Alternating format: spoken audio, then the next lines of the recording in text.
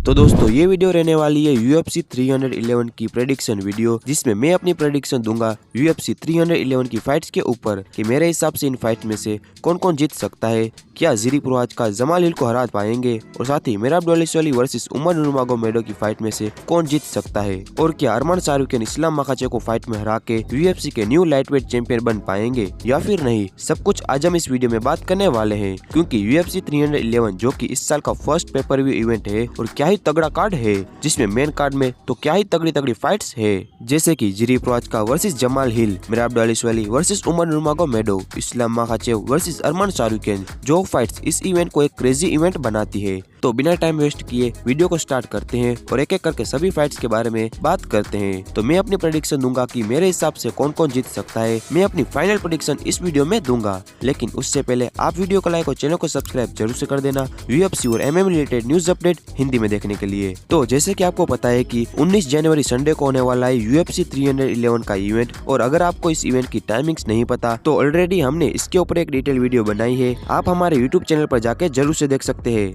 लेकिन इस वीडियो के बाद तो सबसे पहले मैं आपको जिरी प्रोहाचका वर्सेस जमाल हिल की फाइट्स के ऊपर अपनी प्रेडिक्शन दूं कि मेरे हिसाब से इस फाइट को कौन जीत सकता है। तो इससे पहले भी दो फाइट्स है मेन कार्ड में, लेकिन मैं सीधे ही इस फाइट के ऊपर अपनी प्रेडिक्शन दूंगा। अगर आपको UFC 311 की सारी फाइट्स के ऊपर मेरी प्रेडिक्शन जाननी है तो आप मुझे इंस्टा पे फॉलो कर सकते हो। इंस्टा पर मैं UFC 311 की सारी फाइट्स के ऊपर मेरी प्रेडिक्शन दूंगा। तो सबसे पहले हम जिरी प्रोहाचका वर्सेस जमाल हिल की फाइट्स के बारे में बात करें तो ये फाइट इस पूरे कार्ड की हाईली अंडररेटेड फाइट है, जहां पर ये फाइट हो रही है former light heavyweight champion Jiri Prochazka versus Jamal Hill के बीच में। हम नोटिस कर सकते हैं कि मोस्टली लोग यहां पर मेन इवेंट और कॉमन इवेंट की फाइट के बारे में ही बात कर रहे हैं, बट ये फाइट एक बैंगर फाइट रहने वाली है, जहाँ पर दोनों ही फाइटर जिरी प्रोहाचका और जमाल हिल स्टैंड अप फाइटर है, और ये फाइट मोस्टली रहने वाली है एक स्टैंडिंग वॉर, जहाँ पर दोनों फाइटर्स लाइक करते हैं अपने ओपोनेंट को पुश बैक करने की, और ये फाइट काफी क्लोज फाइट रहने वाली है। तो मुझे नहीं लगता कि ये जिरी प्रोहाचका ज्यादा जस्टिस देता है। आई नो कि जिरी प्रोहाचका अपने दोनों ही हैंड्स को डाउन करके ही फाइट्स करता है, वो अपने हेड को बहुत ज्यादा आगे एक्सटेंड नहीं करता है, और बेसिकली हम बोल सकते हैं कि ऑलमोस्ट हर एक फाइट में जिरी प्रोहाचका की चीनी उसे सेव कर लेती है। अब ये चीज मैं कम्प्लीटली एग्री करता हूँ, बट यहाँ पर हमें जमाल हिल को भी देखना होगा, जिसका खुद का भी गार्ड इतना अमेजिंग नहीं है। वो अपने हाथों को बहुत बार नीचे रखता है, स्पेशली जब वो अपने राइट पंच को थ्रो करने के बाद वापस से पोजीशन में आता है तो मोस्ट ऑफ द टाइम उसका राइट गार्ड नीचे ही रहता है। अब यहाँ पर एक और पॉइंट मेंशन करने वाला है कि जिरी प्रोहाचका बाकी प्रॉब्लम आती है उन ओपोनेंट के साथ जो उसके ऊपर हार्ड लेग किक्स को थ्रो करते हैं, लाइक एलेक्स पेरेरा हो गया। उसने जिरी प्रोहाचका की लेग्स को काफी चॉप किया था, बट जब जमाल हिल की बात आती है तो वो ऐसा नहीं कर पाता। वो बीच बीच में लेग किक्स को थ्रो तो कर लेगा, बट उसकी लेग किक्स में इतनी पावर नहीं होती है, और यही रीजन है मुझे लगता है कि वो जिरी प्रोहाचका को प्रेशर नहीं कर पाएगा, बल्कि जिरी प्रोहाचका फाइट में उसके ऊपर प्रेशर को डालने वाला है और अल्टीमेटली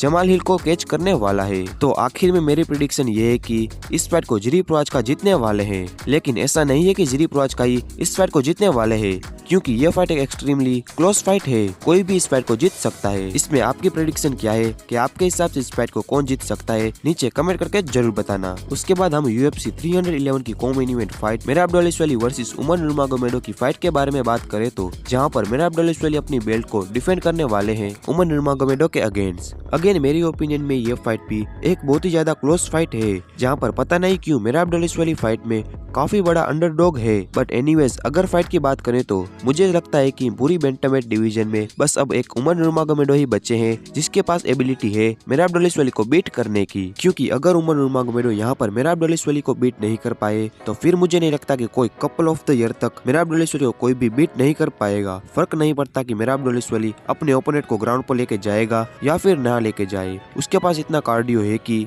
वो 5 राउंड की फाइट में भी एग्जैक्ट सेम प्रेशर को डाल रहा होगा जो उसने राउंड 1 में अपने ओपोनेंट को ऊपर डाला था, और बार बार सिंगल लेग हो गया, डबल लेग हो गया या फिर क्लींज हो गया, अपने ओपोनेंट को केज के साइड पुश करना हो गया, ये सब मेराब करता रहता है। और इसी के साथ साथ वो इतना ज्यादा हाइपर एक्टिव है कि मेराब के ऊपर एक परफेक्ट पंच को लैंड करने के लिए उसके ट्रैक डाउन करना बहुत ज्यादा मुश्किल रहता है। बट मैं इस फाइट मैचअप में हम मेहराब का काउंटर मिल चुका है, जहां पर अभी तक मेहराब दलिशवली ने जितने भी ओपोनेंट के साथ फाइट करी थी उनकी ग्रेपलिंग इतनी बेटर नहीं थी, जिसकी वजह से वो अपने कार्डियो प्रेशर से उनको केज के साइड होल्ड करके रखता था। बट ये चीज उमर के अगेंस्ट करना बहुत ही ज्यादा मुश्किल रहेगा, क्योंकि उमर की नॉट ओनली स्ट्राइकिंग बेटर है, उसकी ग्रेपलिंग भी मेहराब से काफी बेटर है। अब जब यहाँ पर उमर को बेटर बोल रहा हूँ तो मैं हर एक स्किल को अलग अलग कंपेयर कर रहा हूँ। Skill to skill definitely Umar ज्यादा बेटर है, उसके पास ज्यादा बेटर किक बॉक्सिंग है, वो ज्यादा टेक्निकल है, उसके पास ज्यादा अच्छी ग्रेपलिंग है,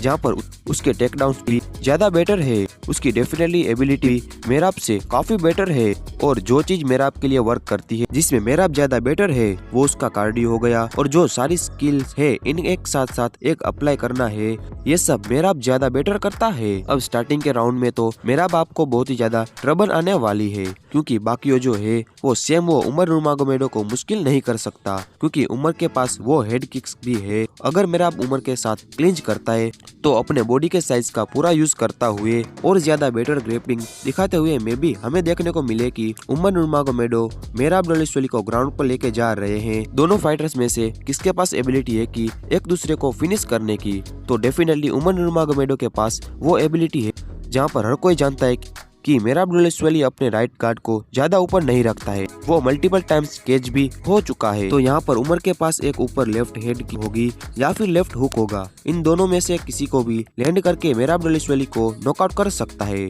तो आखिर में बात ये आती है कि इस फाइट को कौन जीत सकता है, तो मुझे ऐसा लगता है कि उमर नूरमागोमेडो इस फाइट को जीतने वाले हैं और न्यू यूएफसी के बैंटमवेट डिवीजन के चैंपियन बनने वाले हैं। इसमें आपका क्या कहना है, और आपके हिसाब से मेहराब दलिशवली वर्सेस उमर नूरमागोमेडो की फाइट में से इस फाइट को कौन जीत सकता है? क्या मेहराब दलिशवली उमर नूरमागोमेडो को फाइट में हरा देंगे, या फिर उमर नूरमागोमेडो मेहराब दलिशवली को हरा के न्यू बैंटमवेट चैंपियन बनने वाले हैं? कमेंट करके जरूर बताना। उसके बाद हम यूएफसी 311 के मेन इवेंट फाइट यूएफसी के lightweight champion Islam Makhachev versus Arman Tsarukyan की फाइट के बारे में बात करें तो ये फाइट इन दोनों ही फाइटर्स के बीच में एक रीमैच होने वाला है। यहाँ पर भी अरमान शाहरुखन बहुत ही बड़ा अंडरडॉग है, जिसमें अगेन मैं जरा भी एग्री नहीं करता हूँ। अगर फाइट की बात करें तो दोनों ही फाइटर्स ने पहले फाइट कर रखी है, जहाँ पर हम देख सकते हैं कि दोनों ही फाइटर के बीच में बहुत ही ज्यादा ग्रेपलिंग के एक्सचेंज हुई थी। दोनों ही फाइटर्स ने एक दूसरे को ग्राउंड पर लेके गए थे, और ये चीज हम इस्लाम मखाचेव के ओपोनेंट में नहीं देखने को मिलती है। उसके पास भी ऐसी एबिलिटी है, पहली फाइट के कंपैरिजन में बहुत ही ज्यादा इम्प्रूव किया है, जहाँ पर दोनों ही फाइटर्स को मैं ऑलराउंडर फाइटर में रखूंगा।